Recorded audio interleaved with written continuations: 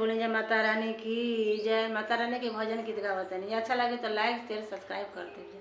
सुनी जा आता ना दीना रहलू मैया लंका नगरिया हो कि चढ़ते चैतवा न मैया नगर में समैलू हो कि चढ़ते चैतवा न। अरे धाजावा देखी मैया मोने मुसुकैली हो लहरिए देखी के न मैया हमारे घर जतयली हो लहरिए देखी के न।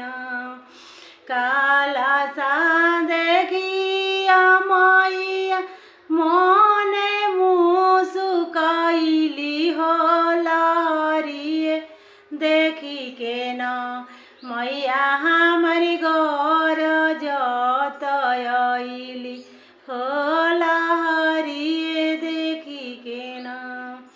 चुंदरी देखी मैया मोने मुसुकैली हो लहरिए देखी के न मैया घर जतयली हो लहरिए देखी के न।